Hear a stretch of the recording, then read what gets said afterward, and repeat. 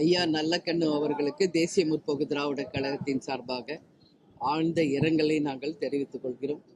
Communist கட்சி பிறந்தவர் 1925 நமது தமிழ்நாட்டின் மிகப்பெரிய வரலாறு. ஒரு அரசியல்வாதி எப்படி இருக்கணும் என்பதற்கு உதாரணமாக வாழ்ந்தவர். தமிழகத்தின் என்றைக்கும் அவருடைய புகழ் நிலைத்து இருக்கும். இப்போ கடைசி வரைக்கும் கூட கவர்மெண்ட் ஹாஸ்பிட்டலில் தான் இருந்திருக்காரு. நாட்டுக்காக அவர் சேவை செய்தது எல்லாருக்கும் தெரியும்.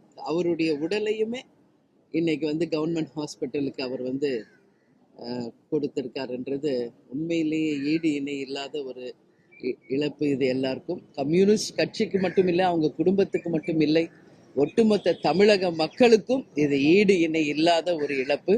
நிச்சயமாக அவருக்கு பாரத ரத்னா விருது வழங்க வேண்டும் என்று தேசிய முற்போக்கு திராவிட கழகத்தின் சார்பாக எங்களுடைய கோரிக்கையை வைக்கிறோம். ஏன்னா இன்னைக்கு ஒரு அரசியல்வாதி எப்படி வாழணும் என்பதற்காக சிறந்த முறையில் வாழ்ந்தவர் அவர். தன் வாழ்நாளிலேயே நாட்டுக்காக உழைத்தவர். அவருடைய ஆன்மா சாந்தி அடையணும் சொல்லி தேமுதிக சார்பாக நாங்கள் வேண்டுகிறோம். அவருடைய குடும்பத்தாருக்கும் கழகத்திற்கும் தேமுதிக சார்பாக எங்களுடைய இரங்கலை தெரிவித்துக் கொள்கிறோம்.